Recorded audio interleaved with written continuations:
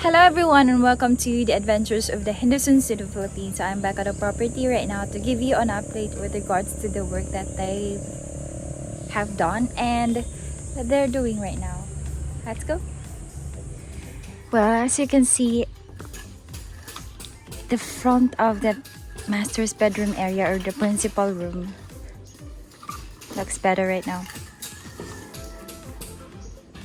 So they took off the form and at some point, ano nga siya, kaport. And they started or they worked on the rendering as well. But yeah, it's obvious that it really takes time to work on the corners, especially on the areas where the windows will be attached to. Mas kuti siya, mas dugay siya buhat when it comes to the rendering work. Well, aside sa rendering from the exterior and the corners, I think they're done. Or almost done with regards to installing the sea purlins, which is located on the living area.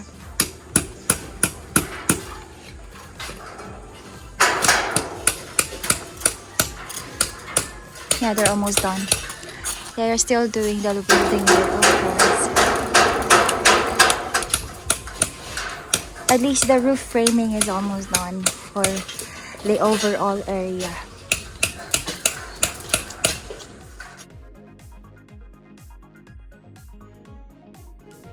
While they're working or finishing up the installation of sea purlins, they're still doing the welding work of that. Ila pong ginabot or continue ang installation sa fascia frame, which is that one. Itawag siya frame kaya maam na siya butangan sa board. So that is where the fascia board will be attached to.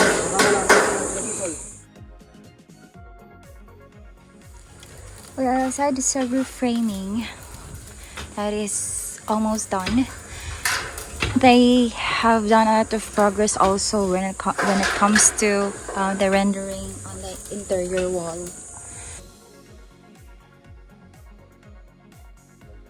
Kana siya nga bumbong that wall and that as well. And Kuya is in progress as well when it comes to doing the setting up of pipes for the plumbing work.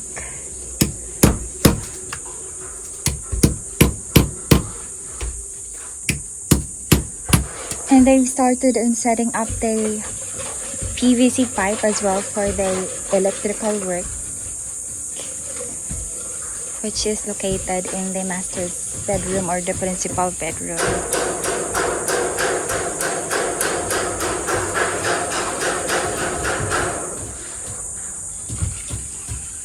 They're using tie wire to hold the pipes.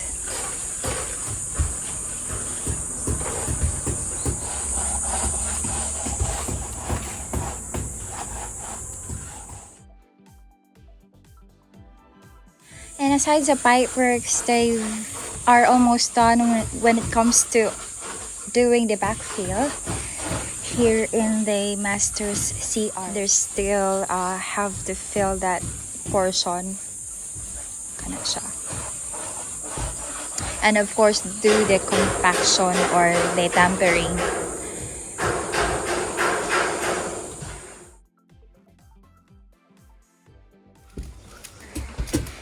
And one last thing is they're finally done when it comes to preparing the ground sa second room. They've put the gravel for the last layer and then they've set up the rebar already.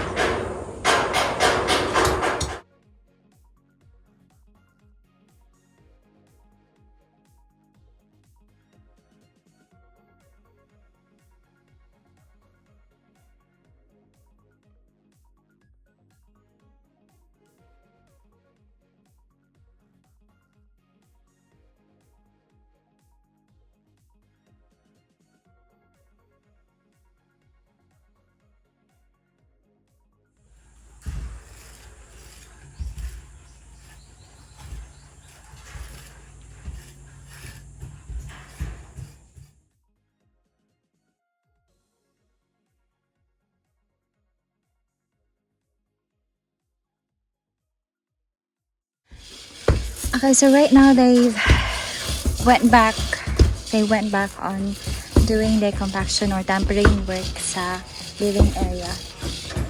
They actually took off this debris coming from the rendering. Kani siya. See?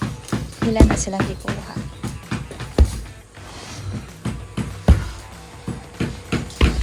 And they've attached or put a nylon or string as well to identify the level of the flooring.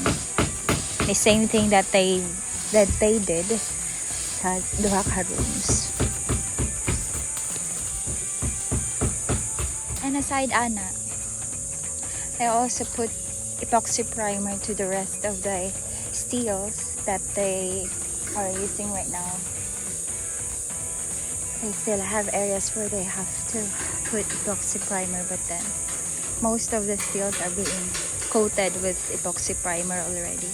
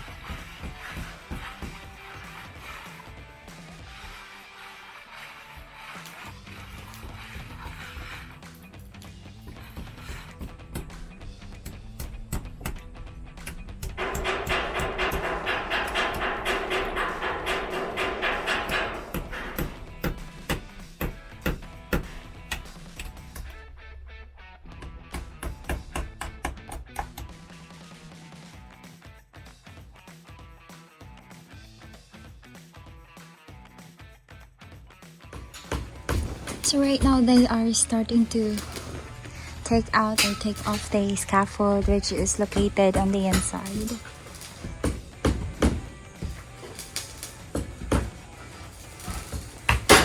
Ah, eh.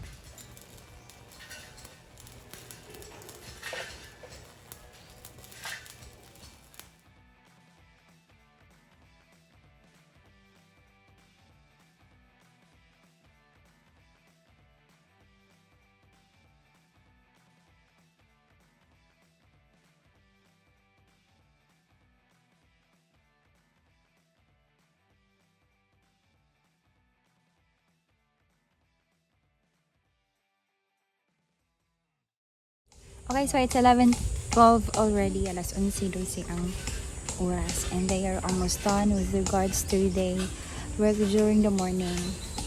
And you just realize na di galing to do the tempering or compaction manually.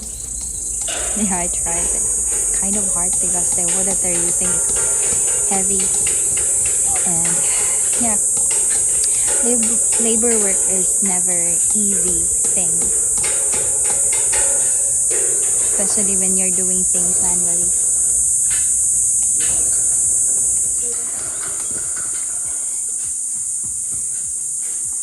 Okay, so right now they are continually working on installation of the board frame.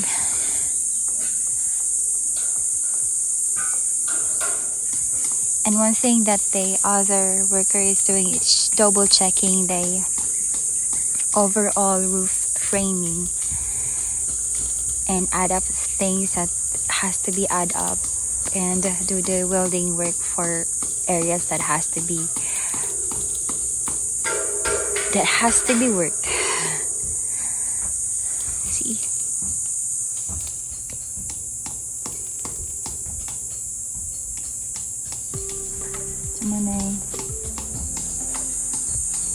Sumana gibuhat karon kuya.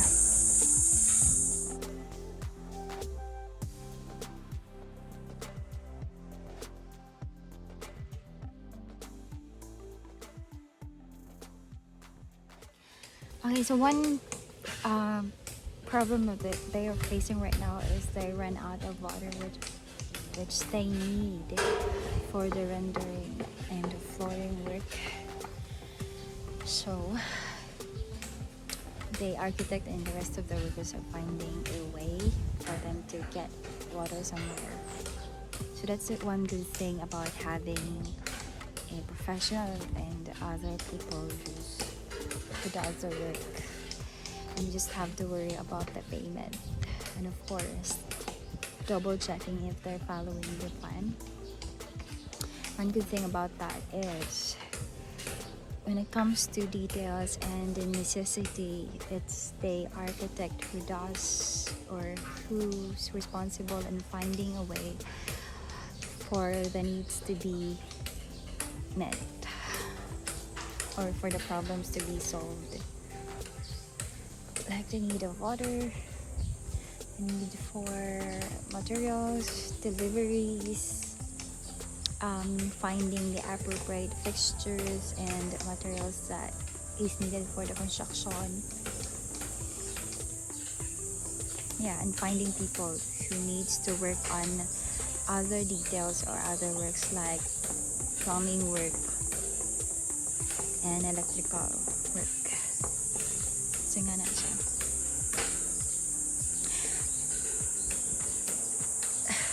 But yeah, we've run out of water sa amo ang sakit na sa mga bagot. We ran out of water on the well that we have right now, because of course that well still needs to be dug more para mas daghan og tubig kadto sa nga well na amang gisugdan og gout. But we are not planning to work on that yet right now because we have other expenses and priorities to work on the house, the expenses for my travel to Manila for the medical and an interview. It's kind of big expenses. So yeah, na siya. So the well isn't our top priorities. One of the top priorities. Okay, so I just want to end the video. The morning's work is done, although it's 11:45 right now, pero ning human sila og sayo, it's because they actually started earlier than 8 ganiha.